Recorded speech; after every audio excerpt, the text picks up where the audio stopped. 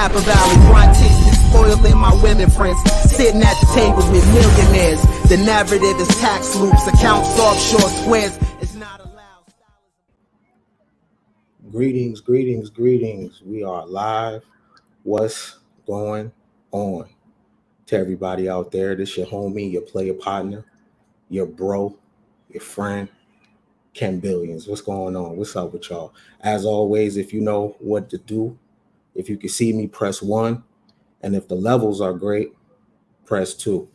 We follow a philosophy over here at Coin Gang that top shelf or nothing.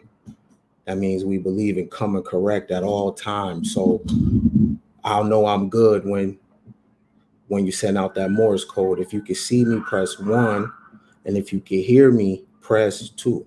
Everything is good. Greetings to everybody on this good Sunday. You could be anywhere in the world, but you're here with your boy, and I appreciate that. And we come here to fellowship, and we come here to build and break bread and go above the neck with our philosophy. This is a heaven on earth ministry. If you didn't know, people that come here often can fill you in on what that means. This is a congregation full of educated investors. We invest in a stock that isn't publicly traded. It is the most valuable stock because it's the accountability stock. We are accountability investors. What that means is when something doesn't go right in our lives, it's our fault. Some way, somehow, we attracted that. The unlucky season, the bad mate, or just bad overall luck for a certain period of time that came from our minds. We don't believe in any victimization at all. If it's happening to us, that's because it's our cross to carry, period, point blank. We believe in heaven now. And that is going to be the meat and potatoes of my topic today. Heaven right now. And reprogramming the mind to think like that.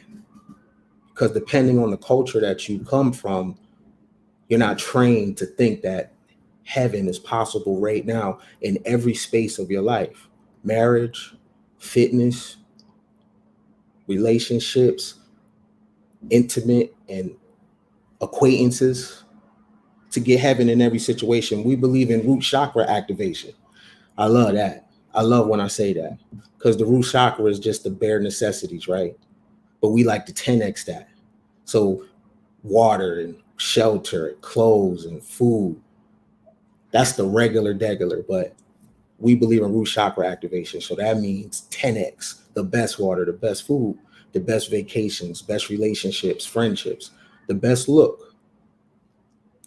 And we believe value for value, and we believe in do without will, but cause no harm to others. And we seal our prayers with fair exchange, no robbery. Today, we're going to talk about the first law of nature. We're going to talk about the science of not being enough, not quite enough, just and why that's okay. We're going to talk about the humility hero. I know a lot of people out there can relate to that because this is what they push on you and they don't elevate you unless you're the humility hero. And we'll get into that. And we're going to talk about language remapping. Today's build is necessary narcissism. That there's a certain level of narcissism that is necessary, that is healthy, that is offensive and defensive.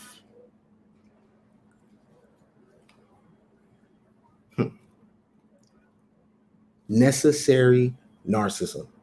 And this is a philosophy that you can carry around that you can activate in any situation that you're in. Just snap your fingers and you activate the thought. It's not a thought that you walk around and go to sleep with.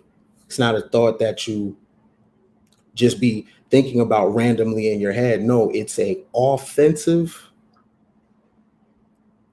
attack on a world that is against you, for real, with their language. So we're going to get into that, right? So necessary narcissism for men, for women, for children, for the elderly. And this is your mental weapon. All right. This is your mental weapon. And we're going to get into that. All right. But before we get into that, of course, man, we got to pay bills or ain't nothing shaking. We'll be right back. I'm not gang related. I'm game related. Game got me on my mama's house. Game got me traveling in this entire world, man, from Maine to Spain. Game got me out the hood, man.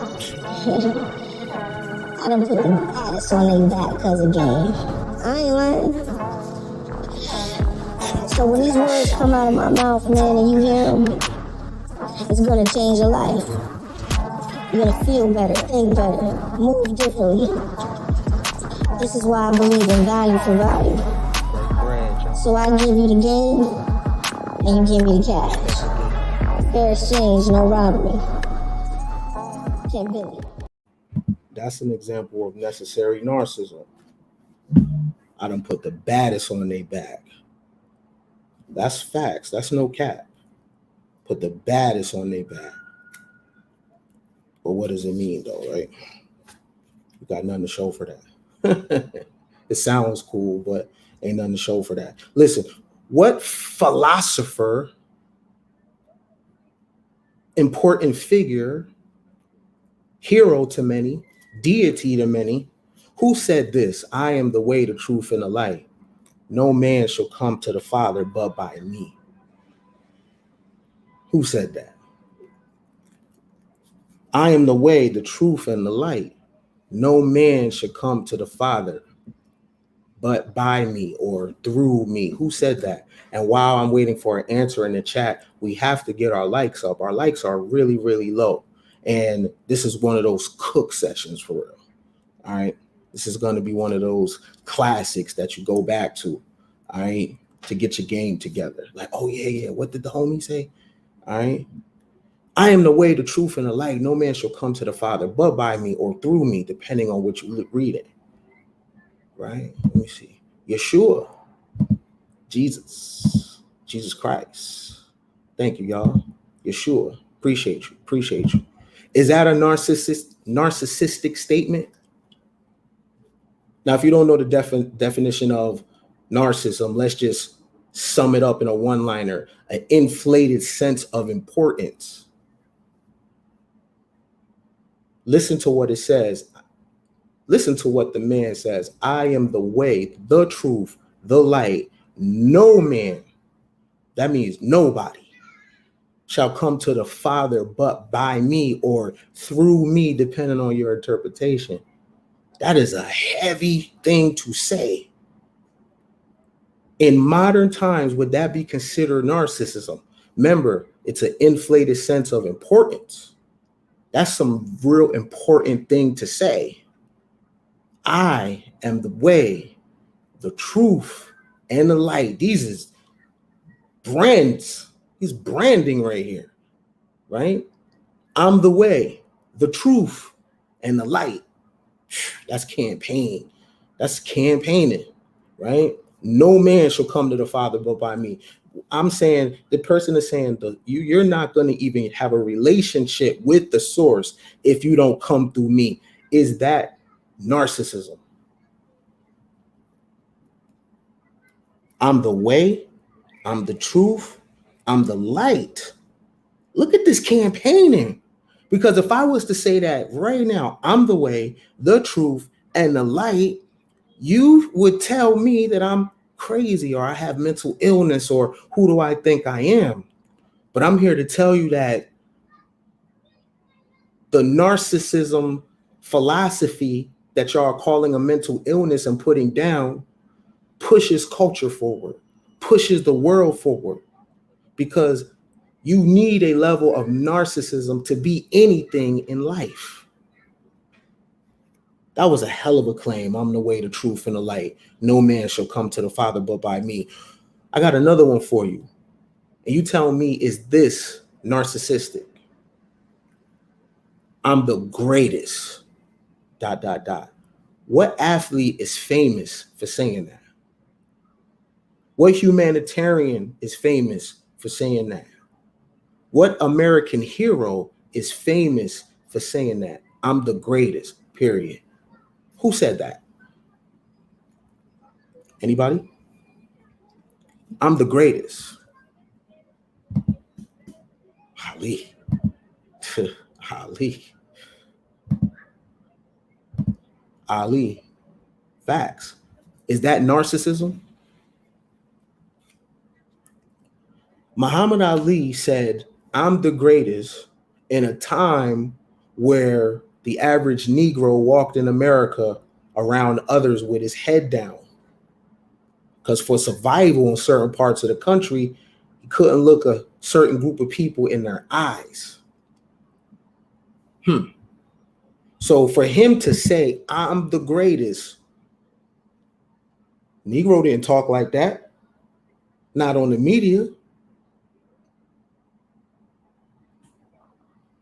Despite what you may think of the individual, salute to Elijah Muhammad, because there's no Muhammad Ali without Elijah Muhammad. All men have flaws. Deal with them both, right? The fire and the flaw, right? But there's no Muhammad Ali without Elijah Muhammad. So let me plug that in real quick. Ali said, I am the greatest. That's not narcissism? Because people that talk like that now, y'all look down on, not necessarily look down on, social justice attacks them. The term narcissism is very popular right now. People are always labeled narcissists. By who though? It's usually by people trying to get over on the individual. Now, everything in balance though, like nature. Again, narcissism is not a lifestyle. It's a offensive way to handle yourself in situations, because it's going to require different philosophies for different seasons. And we'll talk about that later. But these are two individuals that said some pretty interesting things considering the times. Jesus, according to the story, was saying this in a place that Rome was dominating. Rome had a empire with some of the fiercest warriors and soldiers. They have a priesthood, and he said, I am the way. That's a big, bold claim, considering that Dionysus was popping at the time. Zeus was popping at the time. Athena was popping at the time. The Greek pantheon, their gods, it was popping in this region. So for this individual to say, I'm the way, not Baal, not Zeus, whether it's the truth or not, I'm not concerned with that. It's the claim that I'm the way, the truth, and the light. You're not going to come to the source, the power, the Almighty, the Most High, unless it's through me or by me. That right there is narcissism 101. When you make a bold claim like that and you are ministering or talking to the multitude, you have to talk like that. When you're in the corporate world, you have to talk like that. When you're in the streets, you have to talk like that, because words in the minds of people are like brands. So when you say, I am the way, boom, a picture comes in someone's mind. I am the truth, boom, a picture comes in someone's mind. And the light, this is all imagery. When a person says, I'm the way, okay, it piques your curiosity. Now you're like, what way? You ask a question. I am the truth. What? You're the truth? Everybody want to know the truth. So they say, right? And the light, boom, pictures just created in a person's mind. You have to talk like that. I'm the greatest. Man, at a time when people were American citizens, were looking down because they couldn't look in the eyes of another American citizen.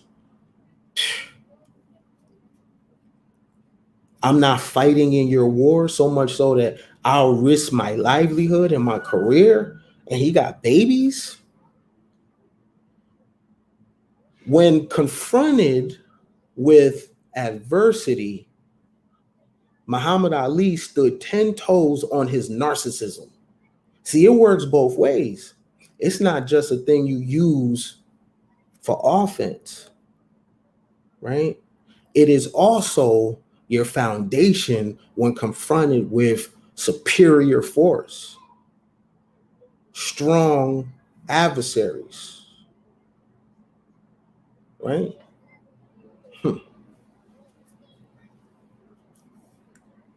Let's analyze some symptoms that they say is narcissistic.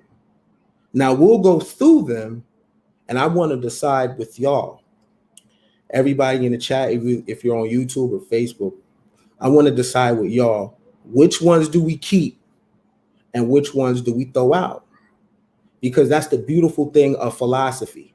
We can put an ideal on the table and extrapolate what works, what we need, and what we don't. So there's balance.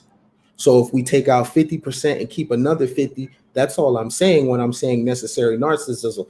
Take out the positives in the word and drain the negative. So I want to go through them individually with y'all, and y'all tell me keep or let go. All right. Keep or let it fly. All right. So we're going to go through it one by one. So these are the signs, according to them, of narcissism. Let's go through them one by one. Having an exaggerated sense of importance. Should we keep that or should we let it go? Having an exaggerated sense of importance. What do y'all think? The two individuals that I mentioned earlier, they're historic individuals in a time of really no social media, right? Just imagine their popularity now.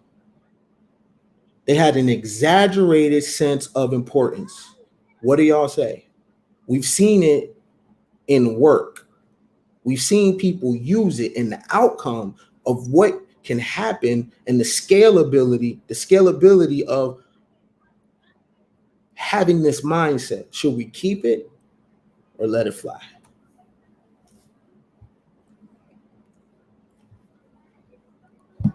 Keep.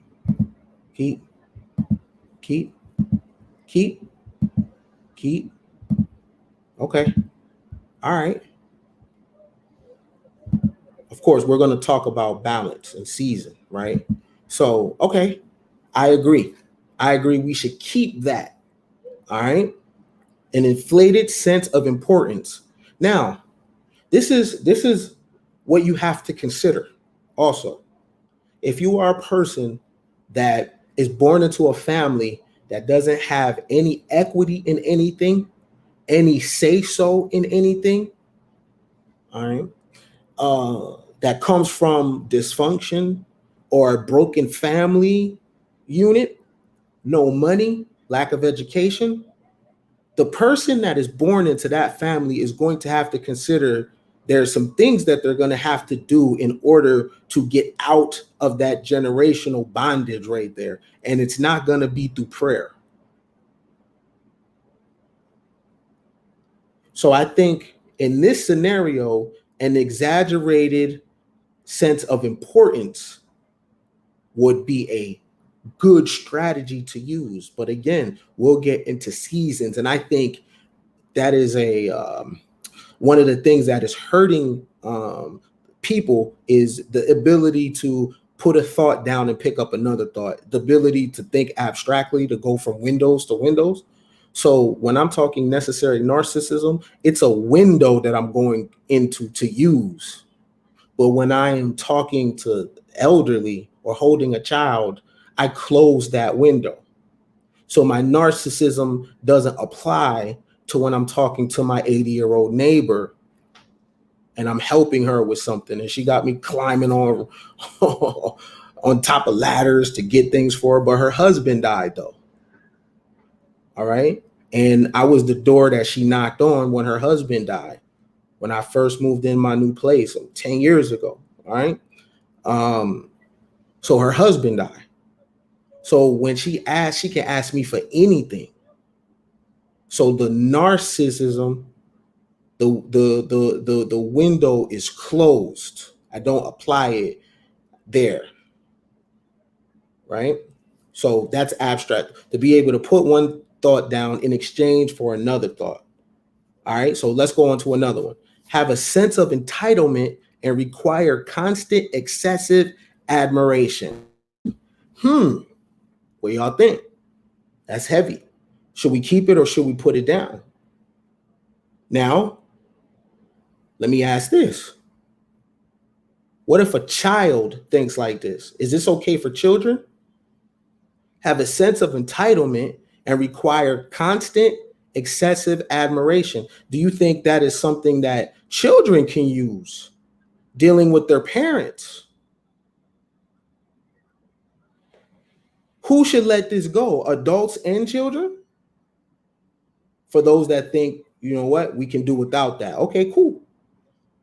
What about toddlers, infants, 8 years old, 9 years old? Should they have a sense of entitlement and require constant, excessive admiration? Okay, let's flip it around. See, this is why we have to deal with philosophy, because what if we're talking love here?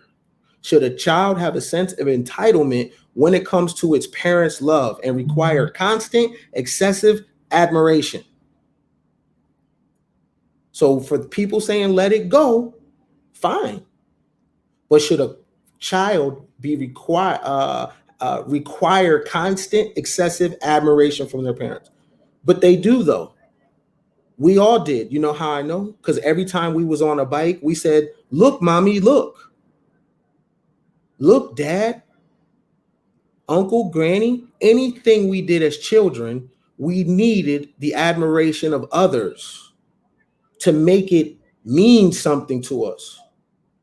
Because when we got on that bike, if nobody admired us doing that, we would have never got on the bike again. You need people to look at you. So for those that saying put it down, I'm with you. But what are you actually putting down, though? See, everything is nuanced. We know as adults, entitlement, that's not going to pay the bills, right? We know require constant, excessive admiration. You know, as an adult, that is something that you shouldn't be. I don't think it's wise to be waiting for that.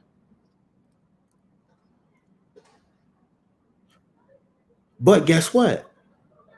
Depending on how you grew up, this is why I want to know, what about children? Depending on how you grew up, you might be a woman that needs people to constantly tell you that you look nice. Well, where did that come from? Okay, so if she was as a child, she was saying, "Look, mommy, look, granny, look," and no one ever looked at her paintings and her drawings. How do you expect her to function as a woman? Same thing with a guy. See, like, we hear words and we see them through the lens of social justice, but we live in America, right? So you got to make these things make sense. You want the children to have a sense of entitlement. You want the children to require constant and excessive admiration. Look, mom, look. We need others to validate our experience. All right? That's my take on it. Let's go to the next one. Expect to be recognized as superior even without achievements that warrant it. Here we go again. Because I said, let's take 50% of everything, toss it, and 50% keep it. So let's say this third one, to be recognized as superior even without achievements that warrant it. Well, that's welfare, first of all. So for people that say put it down, well, you didn't put your welfare down. Neither did I when I used the EBT. because I didn't cheat. I didn't necessarily achieve to earn what I was doing with it. I didn't create that opportunity. I caught a lick. And I thought I was entitled to that lick. F the government, F the state. I'm out here. That's cool. But it creates a mindset. So, okay.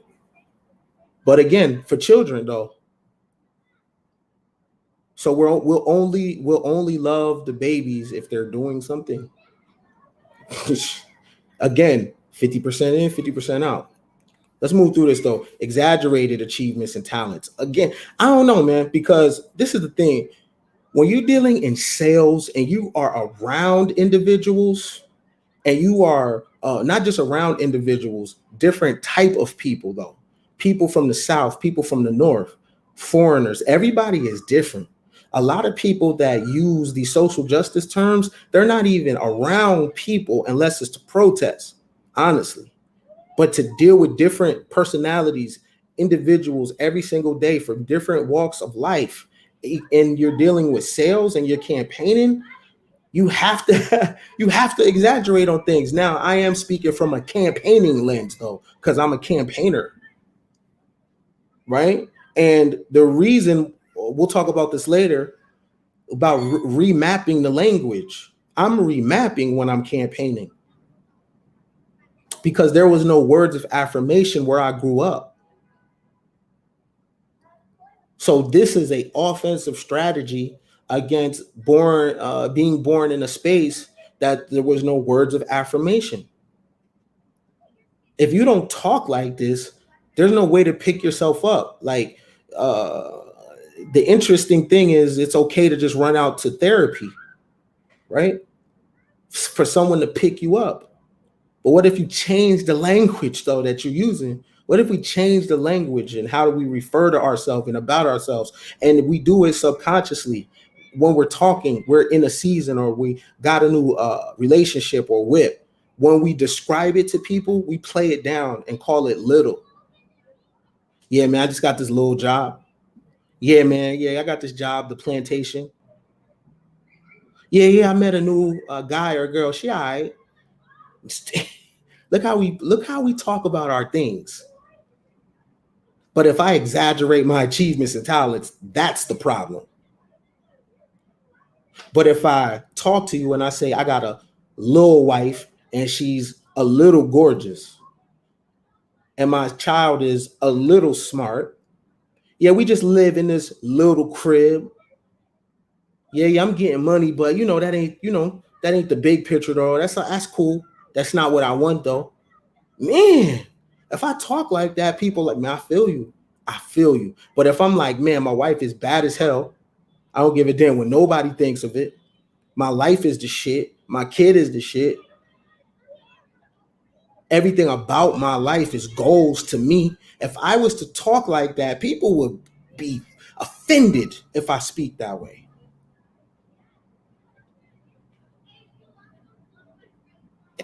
You know how I know?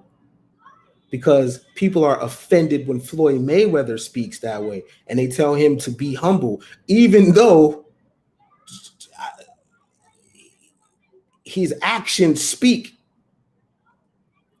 So here's an individual that actually is what they're saying. His achievements is high, his talent is high, and people are still have an issue with the way he talks.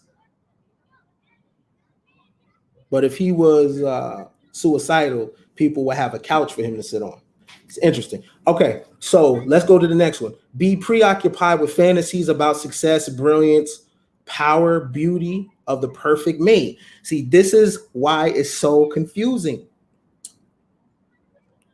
Because I thought we was all into the power of thought.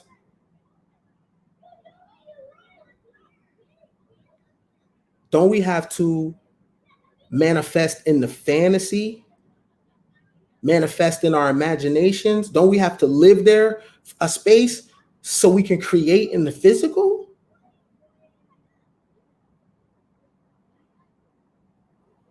Let's be honest here. the people that we call goals and the people with the quote unquote most things in life, they think a little different than the have-nots.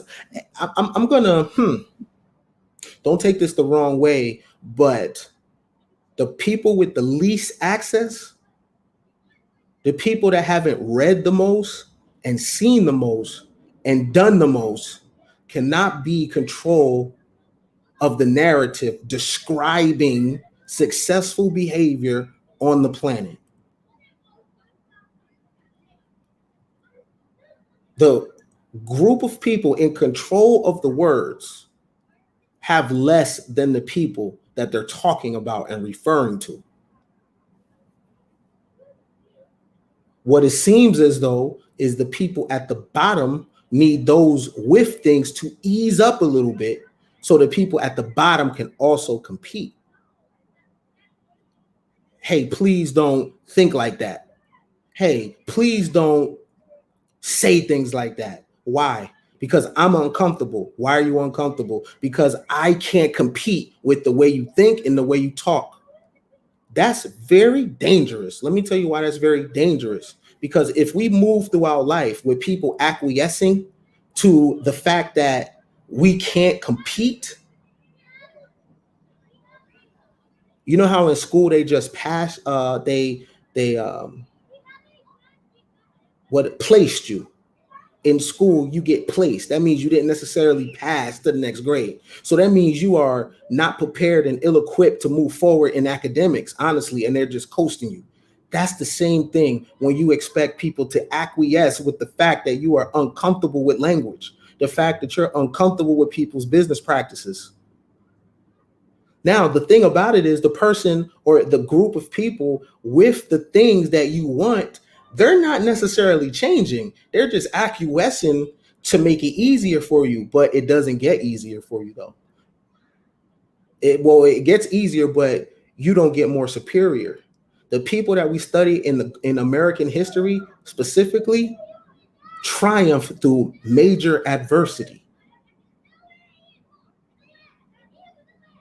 If the narcissist billionaires stop being narcissists, if the corporate billionaires stop being narcissists, if the religious and academic billionaires stop being narcissists, you won't get better. You will only get better when people at the top keep kicking our butt. Not everybody can go though. That's the thing. And they shouldn't. Only the best. Okay, believe they are superior and can only associate with equal special people. I thought birds of a feather fly. See, this is why this is why you have to break things down to a grain of sand.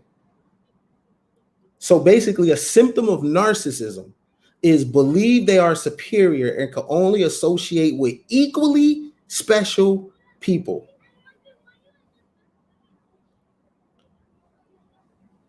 Let's take the 50 out. I'm with you. I'll go with the believe you are superior. Okay, let's take that out. But what about only associate with equally special people? What if we kept that though? What if we kept that though?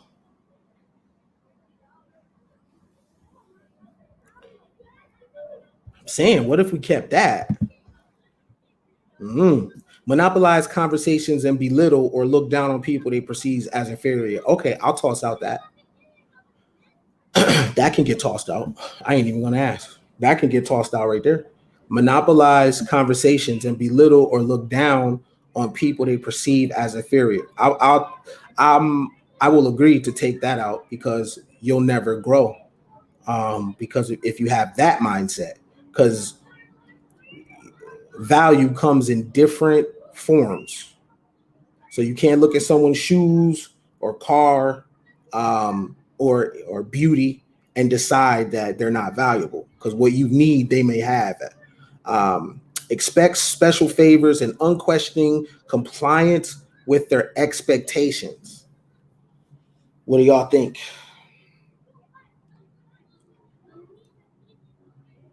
Expect special favors and unquestioning compliance with their expectations.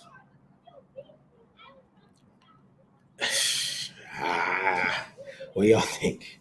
That's a tough one. Expect special favors. Now, this is the supposed symptoms of narcissism. Expecting special favors, and unquestioning compliance with their expectations. Y'all gotta, what do y'all think? I'm gonna go to the next one. That's a tough one. All right. I'm on the fence about that one. All right. Take advantage of others to get what they want. I'm on the fence about that too. Because if you can't be used, you're useless. If I can't be used, then I'm useless. I think the taking advantage part, when you just step on somebody and don't leave no breadcrumbs to success. Because my humor is so twisted that I always say we all looking for a lick. We all looking for a lick. I don't want to use the word dummies, but sometimes you be looking for dummies though. You look for times where you could come up, and it's interesting that we take ourselves out of the animal kingdom and we are the same as the animal kingdom. Everything in nature is looking for an opportunity to take advantage. And I understand that humans, we like to think that we are just some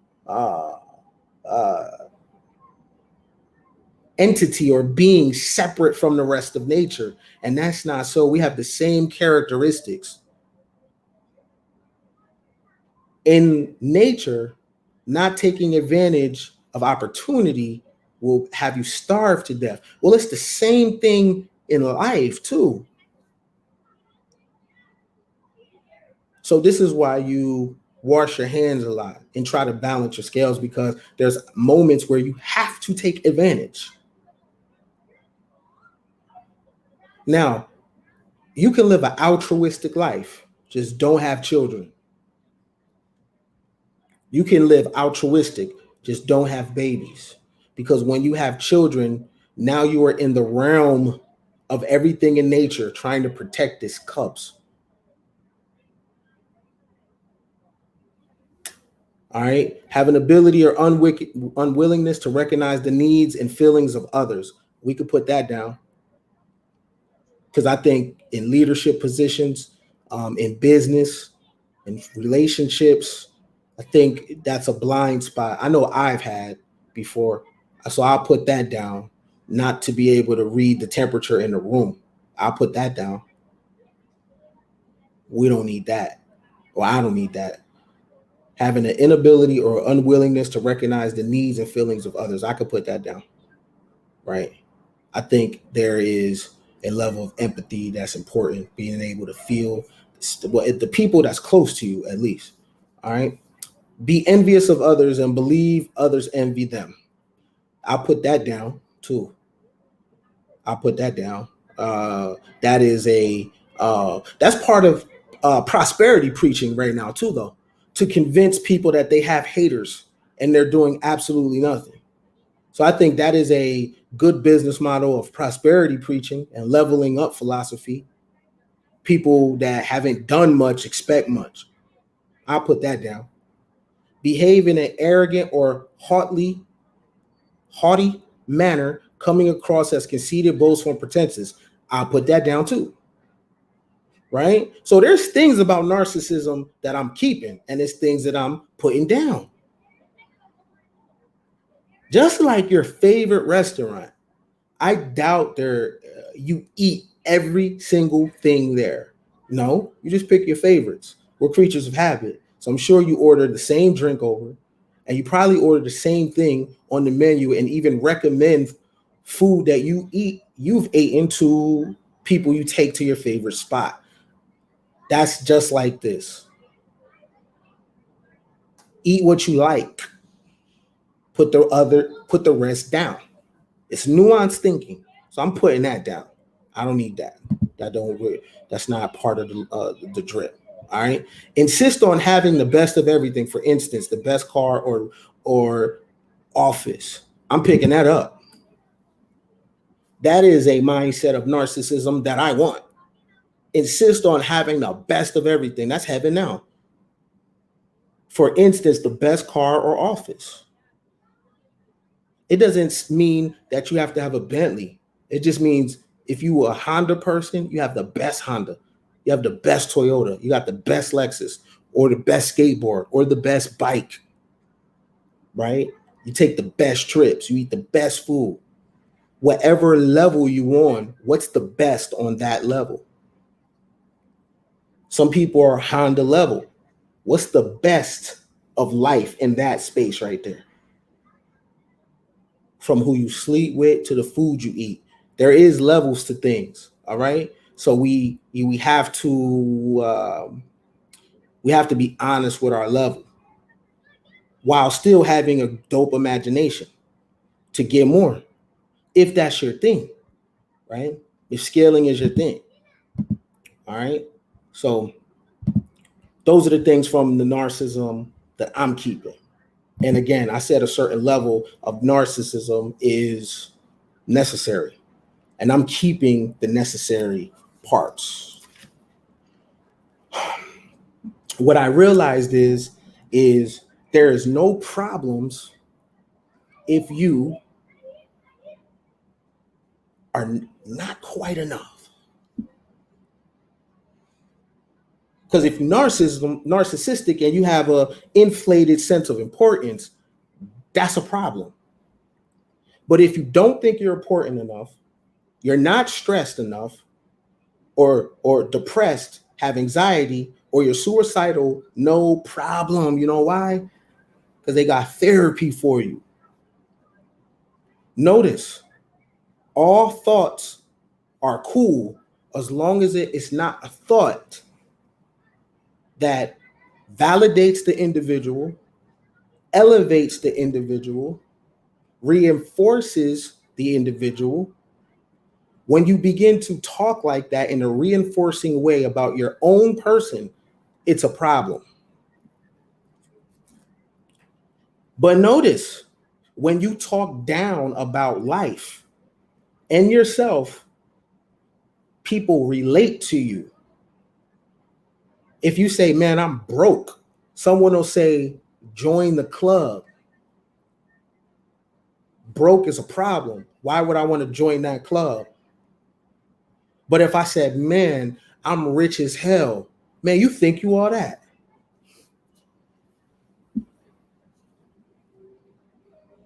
As long as you put Lil in front of everything going on in your life, people are going to wrap their entire arms around you.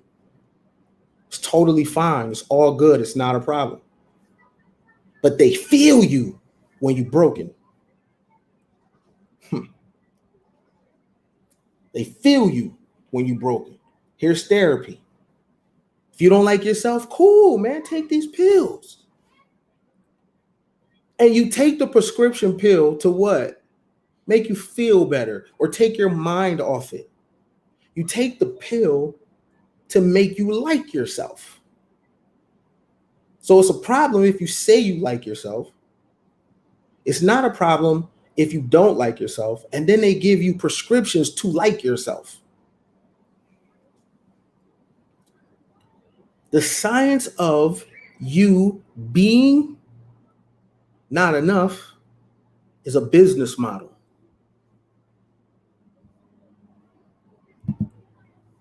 That's not true. We only take the parts of narcissism that are fruitful and we put down the others. So we don't generalize here. We break apart things and look inside of them. Nothing is one thing.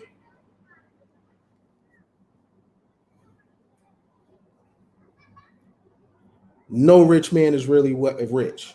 No wealthy man is really wealthy. Why? We all must die. How rich are you? Right? So no one thing is anything. You look at water, it's made of stuff. Right? A good individual in this climate is made of different things. One of the things I'm made of is I know when to tap into my narcissism. That's one of the things I'm made of, and that's one of the things I use at key moments where I apply an inflated sense of importance.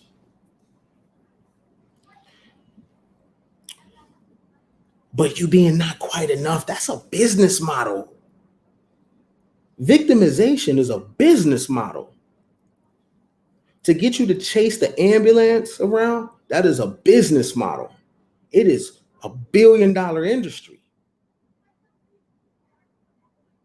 Human suffering is a billion-dollar industry.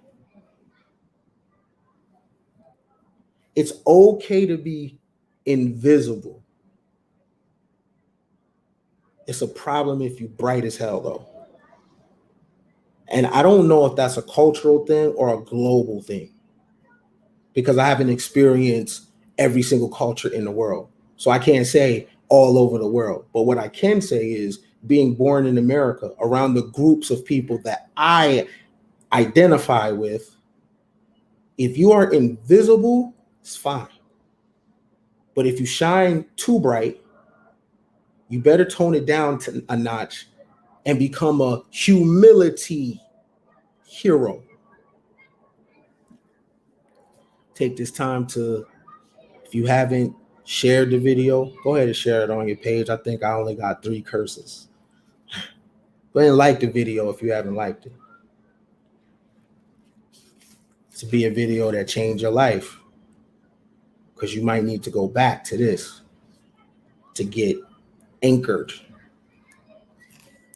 The humility hero is a person that sacrifices themselves for the cause or for the culture or for the narrative, whatever the narrative is at that time. If the narrative is communism or liberation or civil rights, animal rights, something, whatever the popular narrative is going at the individual period that a person is living. It's okay if you're the humility hero. It's okay if you're sacrificing yourself for the cause. That's totally fine. But when you sacrifice yourself, just know that that mortgage that your mama pay, those that you sacrificed yourself for, she gonna get evicted. Just know the men that you sacrifice yourself for is gonna have their hand up your daughter's skirt or your mama's or your girlfriend or your wifey. Just know, baby girl, the sisterhood that you sacrifice yourself for, the moment she get fire pipe, number change. They love the humility hero. The humility hero is praised but not rewarded. Anybody relate to being praised but not rewarded? They will praise you. They don't reward you though. Some of the greatest people that have died in the struggle for civil rights in America, when those individuals died, their families suffered. And the people that they died for, the causes that they died for, didn't pay a family tax to that individual's family. So basically, when you die for causes, narratives, racial politics, political affiliations, doesn't matter. Those people's families should be set for life. See, that's a narcissistic way of thinking, by expecting things. I have an inflated sense of importance. Therefore, I'm down for this cause. I'm down for all this. However, I expect this group of people to take care of these people I'm responsible for. Because I'm about to die for you and I'm not even responsible for you.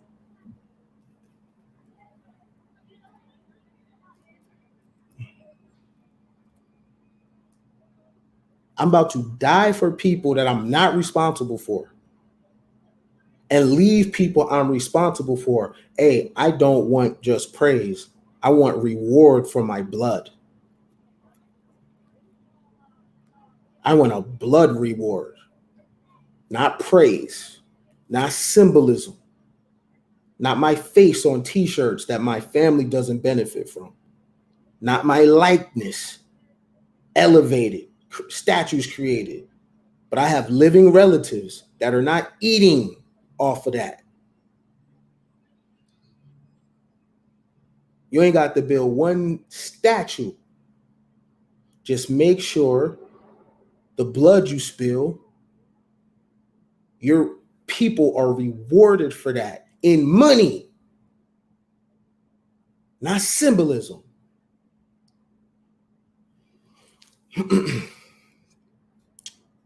They expect you to be that humanity hero. Humanity hero and humility hero shit. The humility hero is expected to elevate the names of the dead while devaluing names that are alive.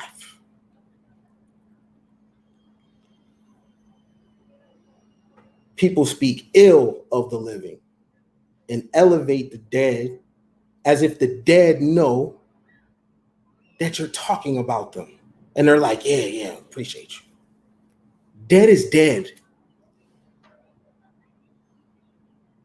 It's living people that need admiration to grow, to tap into their greatness. We need people to tell us that we're hot stuff. We need people to look at us and say, you can do it. You're dope at that. Really? Oh, snap. You like this shirt? Oh, wow. You like this haircut? All right, I think I'm going to keep doing it. You go in the studio, man. What do you guys think of this album? Man, that sound is the next sound. Really? Okay. A lot of human contribution have came from really moments, from other people telling people that, yo, you the one. You could do this. I know it's happened to me. Times I've been gonna put certain things down, and somebody kicks me in the ass and says, yo, what are you doing? You raw, you dope. You do this. And I'm like, damn, for real? Because I was done. Nah, yo, keep going. I'd be a liar if I to tell you that someone hasn't put the battery in my back. We all need that. Y'all put the battery in the dad, though, as if the dad is going to do something. If the dad is going to do something, you will already be good. What you waiting for, the dad rapture? Everybody waiting for death. You waiting for the system to collapse, a solar flare to happen, Yellowstone to explode, continental drift, Earth crust displacement, the alien invasion, the ancestors. None of that got to do it right now. And people around us and people that have laid out a blueprint that can be followed right now. You elevate the dead and put on the names that are living. That is the humility hero. That's what's expected of you in that religion, because it's a religion. You're talking too big about your crew or the people in your circle. You better elevate them dead names. What are they going to do? Come out the casket? Y'all really think life is the Thriller video? You think if you keep saying these dead people that you're going to wake up one day in the movie, it's going to be Thriller. And all the libations that you poured, all these dead people is going to walk around. Okay, now if that's your belief system, cool. There's another belief. If you believe that these dead people, if you pour libations on their name, so that somehow they're going to affect your life, if you believe that, then you can also believe that you can make $100 million. Because one is now, and you can see it. It's real. You know how I know it's real? Just listen to the stock channels. They talk about acquisitions of billions and people paying 30 billion, 40 billion, 50 billion. Those are real numbers.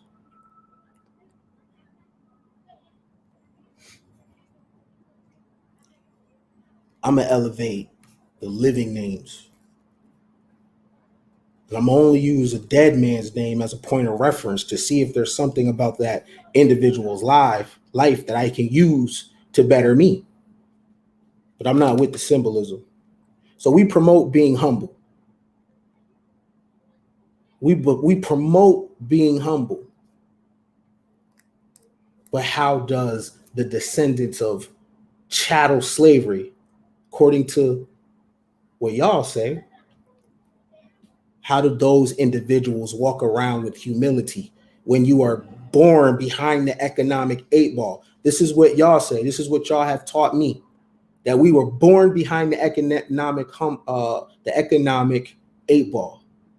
So I ask, what is the offensive strategy of a person, according to the story, that is the descendant of individuals that was locked out of an economic system for hundreds of years? Okay, how am I supposed to scale what happened for that 300-400 years in my 37 years of my life thus far? I don't think being humble is going to get me ahead of that. I think about having the power to fix a pothole in the street. I like that. I think about the power of sanitation, people coming to pick your trash up. I like that. I like the idea of people in charge of what your children learn.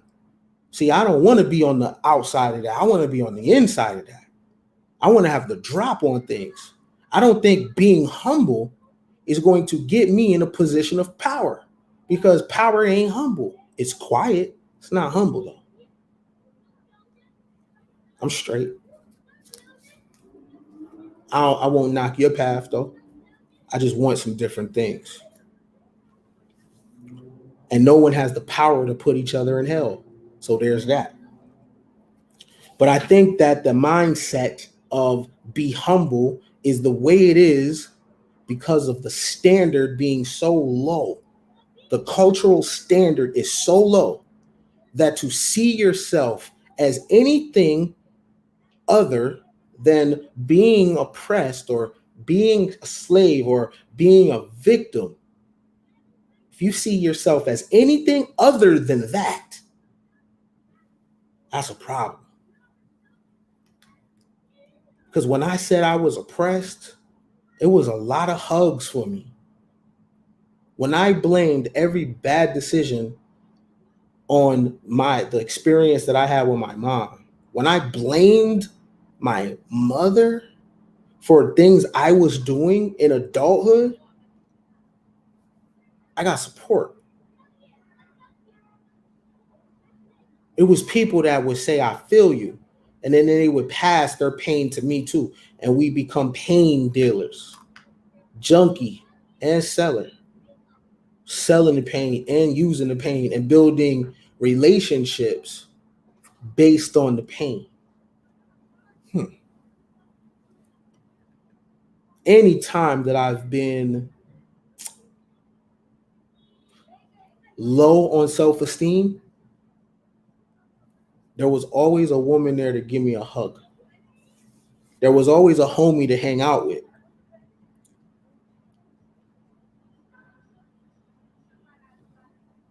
When I started thinking that I was the shit, the homie friend was gone and the girl that gave me a hug was gone. It's a correlation between thought, certain type of thoughts.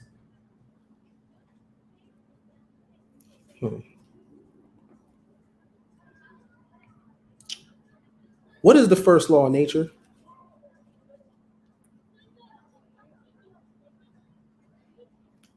What is the first law of nature?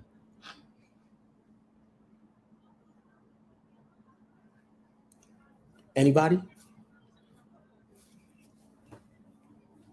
I believe I got the smartest people that come through and listen to the bills, I believe that y'all are the smartest. So that's why I ask y'all these questions, because I believe that y'all are the smartest group of people on the internet. I can't speak for everybody else's timeline or congregation or group. I believe y'all the smartest. All right. What is the first law of nature? Survival of the fit. Procreate. Self-preservation. Self-preservation. Self-preservation. Self-preservation. Is that narcissism? To preserve self, isn't that a inflated sense of importance? To preserve yourself, isn't that a elevated sense of importance? To preserve yourself? Because what's just enough of importance? If you think you're just important enough, just right there, you will give when you don't have it at the wrong time.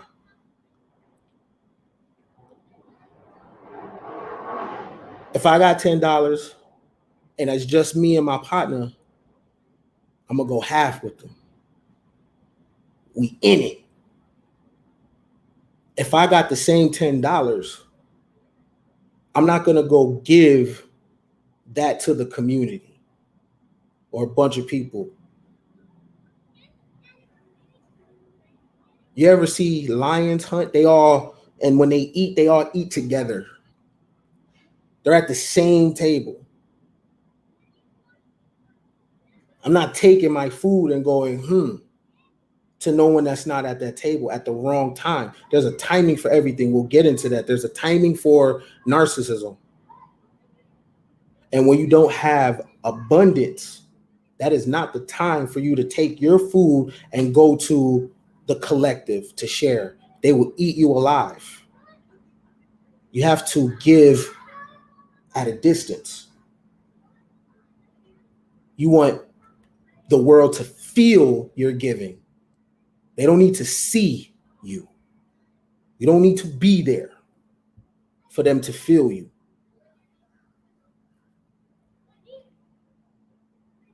Let the world feel you without seeing you. You don't see the wind, yo. You just see the force, but you know it's there, right? Heat. You know it's there. It might have a physical manifestation sometimes of fire and tornadoes, but you get the gist though. The first law of nature is self-preservation. Now, if I utter self-preservation, it's side-eyed. But if I say me, we, it's elevated, even though you know it's fake. Because them stimmies,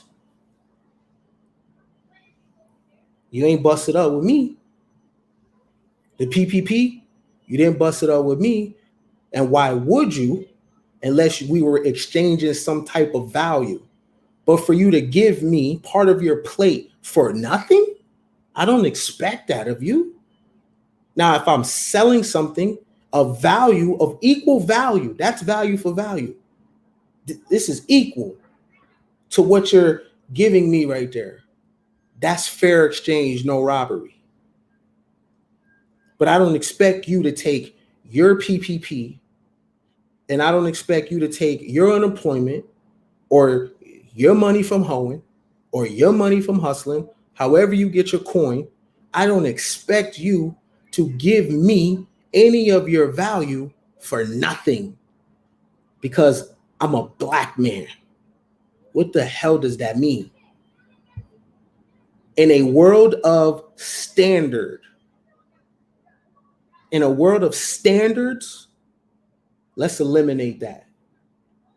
Let's elevate the standard to another level. I only expect what I'm giving out. That's narcissism. And I'm saying an inflated of a sense of importance of where we come from. I don't know what the American standard is. I know where we come from. We need an inflated sense of importance. Rape, molestations, things done happen to you in your life. If you don't have a sense of inflated sense of importance, you're going to create that horror in your adulthood. You need to say, I'm not on that right now. Yeah, that was then, but it won't happen now. You can't do that to me now. You can't steal from me now. You can't rape me now. You can't molest me now. You can't talk to me crazy now. You can't beat me now. I'm that guy. I'm that girl. You saying that is not putting no one else down. Talk about yourself.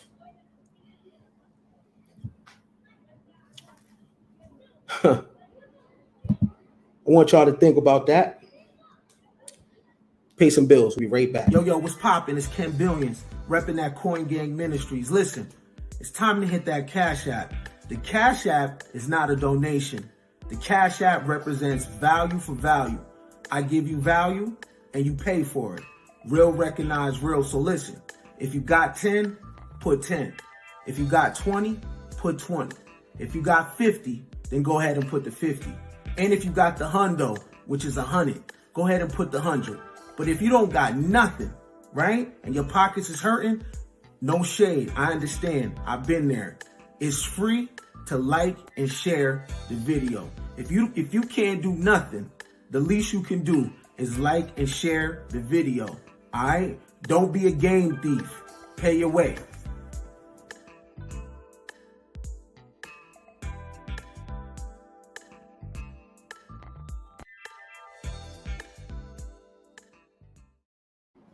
Hey, I personally think that the way that we have been talked to, there's a negative effect on us because of that.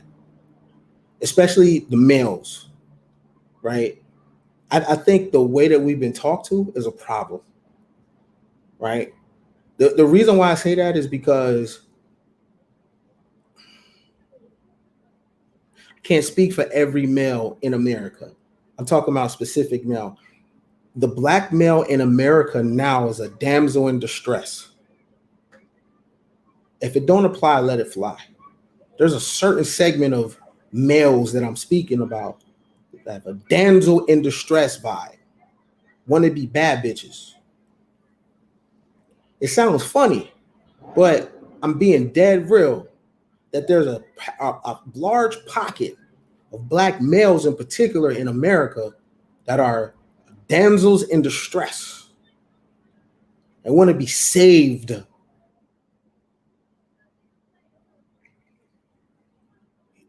You know you want to be saved when you start just finding hella different enemies. The police is an enemy. The women are an enemy. The government is an enemy. Child support is an enemy. I mean, you go down the list. It's just damsel in distress. See, a damsel, her ankle hurt. She ain't got nothing to eat. Family abandoned her. The nation turned their back on her. She has so much things wrong. And then this knight swoops in and wraps his arm around everything she has that's wrong. That's a damsel. You just fall out. Can't walk. Throat is parched, famished. That's the black man in America. It's a damsel. I think the black man is a damsel because of language. And that the language that have been used towards the youth their entire lives has been in the negative. How do you expect a child to mature into a functioning adult that accepts accountability, that is productive, that is reasonable, right? How do you expect them to rise to that level if when you talk to them, you tell them that the police are trying to kill them, or it's the women? Don't worry, it's the women. It's the government.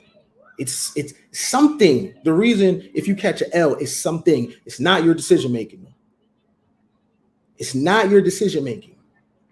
And I'm not talking out of bounds when I say this, because this seems to be the narrative.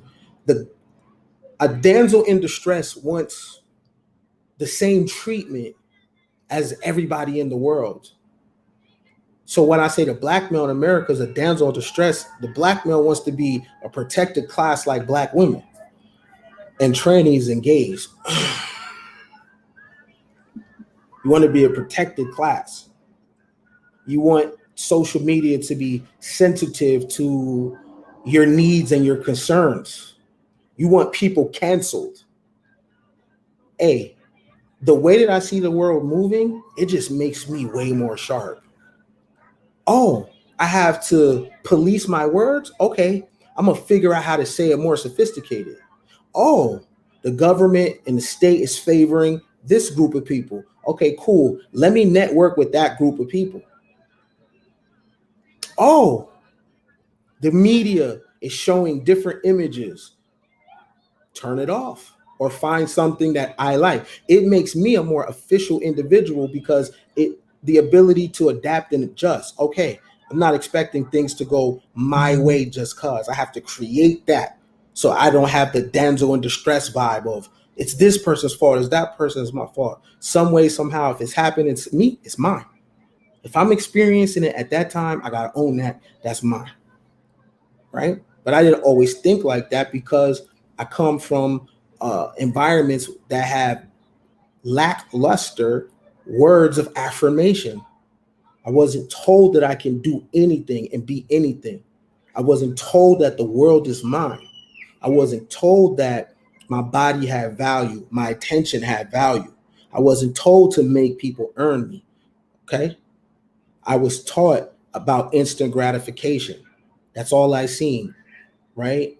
Hedonism, desire right now. Wasn't taught the importance of discipline and things like that. I wasn't taught that, okay? So there were other males around me too, and it seemed as though they were going through the same things. I don't know what they're like in their adulthood, but this was the behavior at that particular time. We didn't know any better. We're doing what we were taught, right? Whereas the girls were taught to be independent. The males weren't taught to be independent. We were taught to be dependent. So the girls usually out the house first, got her own things first, moving and shaking, moving with a sense of urgency. Okay? And a lot of our urgency didn't come till later because it's how we were being talked to. And we're being talked to in a manner that is very, very, very detrimental. The world is not fair. You got to create your own opportunities. You got to network. You got to conceal your intentions. You got to be quiet yet deadly. That's the truth. But you got value. It's okay to make a woman earn you, right? That's totally fine. But you're not when the males are not talked to. So I'm saying that to say we need to remap the language because we are who we are because of language. And now what the narrative is stripping the word narcissism away from people and making it a bad thing. But I say the people with the history that is the most dirty, that is the most a stain, right, on the record books, marginalization and all that. If you have that kind of history, plus you're born into the world where people are telling you you're gonna get killed by the police, watch out, child support, the white man, the black man, everybody's an enemy, damsel in distress. If you are taught that, then you need a language remapping. You have to use words of affirmation. If at this point, depending on how harsh your background is, your generational background, if people say you think you're all that, if that's the only insult, I'll take that. Narcissism is necessary. It's important to repair the subconscious mind because many of us have been getting our asses kicked because of narratives and cultural beliefs, and it's playing out in our adulthood. But there's a season for everything. So I don't want no one to be afraid when I use the word narcissism and try to figure out, but some people, but not everybody can balance. I'm not talking about everybody. I don't care about everybody.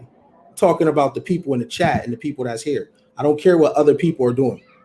So if other people can't balance their narcissism, I'm not talking about them. I'm talking about you that's hearing my voice. I'm not trying to save the world. This is a La Costa Nostra thing. This is a thing of ours. This is our thing. This is our bubble, right? We do commerce with the world, you know, small talk, chop it up with the world, but we're not of the world. This is our thing. Heaven now. This is what we doing, right? See, the way that I'm talking is the same way Jesus talked. I am the way, the truth, and the light. No man shall come to the Father but by me. I'm talking the same exact way. This heaven now thing, this is our thing. This is what we on. We don't care if everybody else can't balance. We balance it, right?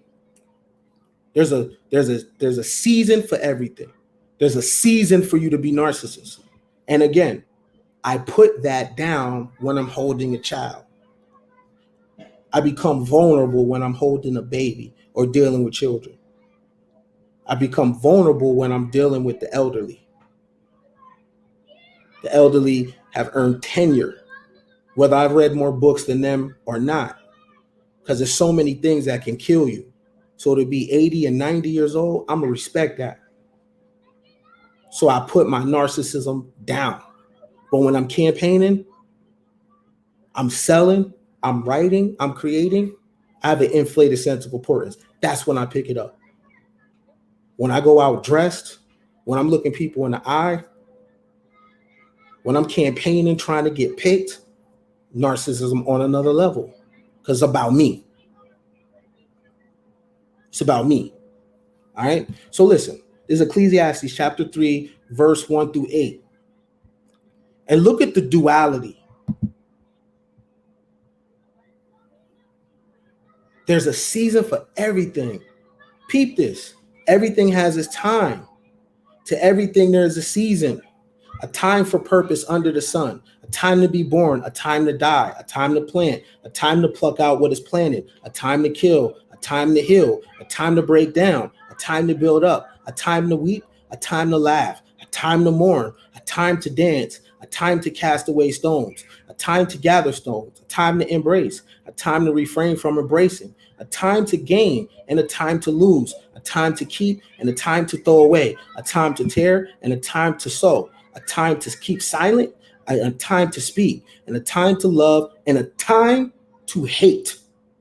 A time of war and a time of peace. So when I tell you there's a time for narcissism, there is. Now you need to develop the ability to discern when is the right time and when is not. So I have discerned when and when not to. In the presence of children, I'm not a narcissist. I'm a big toy, right? I'm getting hit in the head with blocks and drooled on, and that's all right. That's a beautiful thing. In the presence of the elderly, I want to be used. Hey, what do you need me to do here? I want to do something for you. Or I just want to be a student and listen to your stories. But both of those are times when I put the philosophy of necessary narcissism down, right? That's duality, okay? It's duality. So it's a time for everything. And that's Ecclesiastes, if you want to read it for yourself, chapter 3, verse 1 through 8.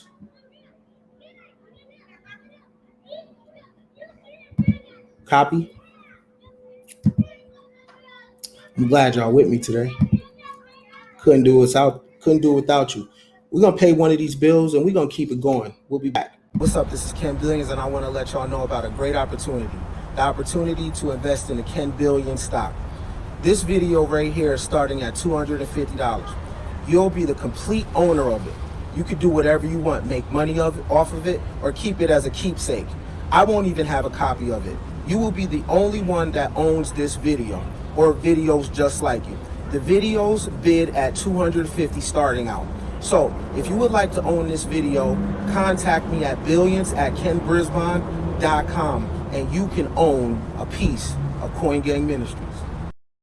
Salute. talk about controlled chaos, and we'll wrap this up. Controlled chaos. Okay. So you have concerns about the word narcissism. I know many of you have reservations. But words create worlds. You're thinking that narcissism is a problem because you're thinking what the world is going to say. But what is the world going to say about you? And your concern is to not be accepted. You think you're going to lose something valuable, right? You don't want people saying that you think you're all that.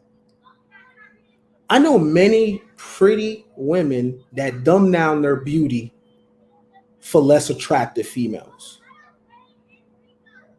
So much content on the internet that's created by successful women, their base is not successful. So those women dumb down their pretty and dumb down their success. They dumb down their level up to speak to women that are not as successful. And it's not because of anything strategic. It's survivor's guilt. Because, you know, the pretty girl can't be too smart. Or the pretty girl just can't have pretty kids too. And a handsome husband. Like, you can't have too much, right? You got to have one mark on your face, right? See, that's how the public is trained. You don't look broken enough. And beauty and good looks already create this authority in people's head. So you got to muddy yourself up because you don't want to get too big, right? You don't want... Peep the mentality. It's okay for you to get low. It's okay for you to write on Facebook right now, that you have been sexually violated by a loved one in your family. I've seen it happen. And create a thread, right?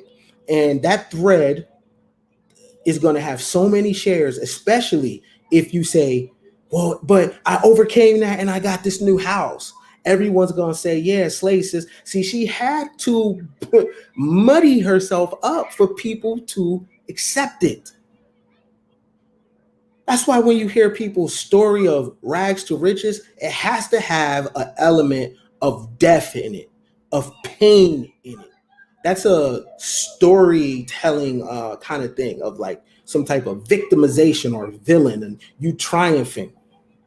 You can't just say, I worked hard my entire life and I'm happy to be here. My husband is great. My wife is great. My kids are great. I'm doing great. I haven't been raped. I haven't been molested. No one wants to hear that story. Think about that for a second.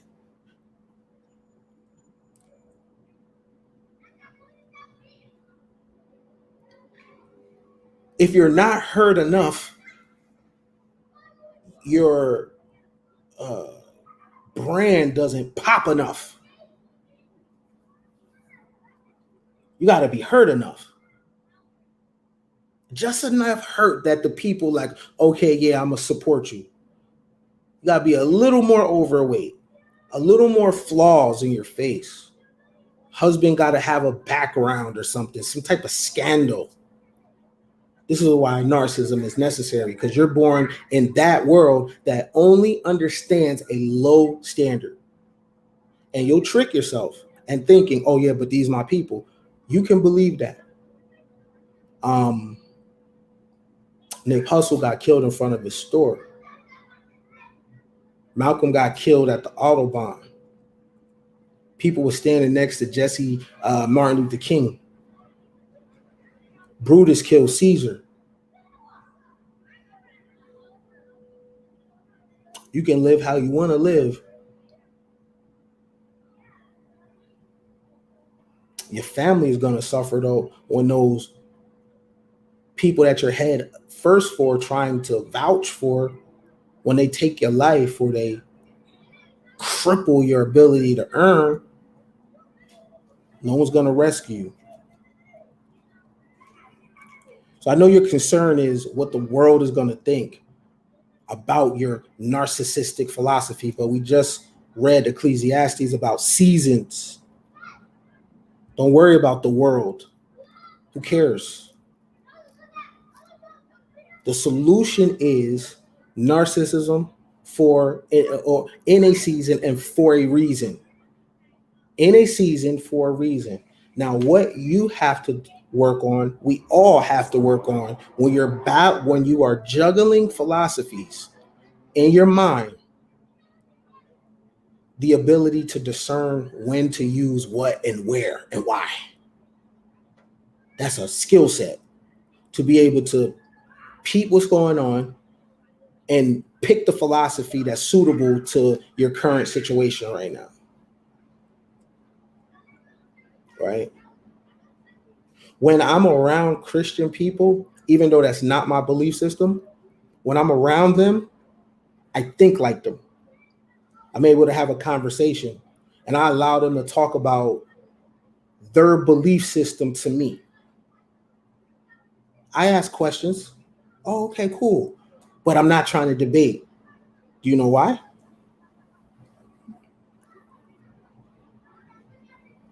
Why y'all think I do that?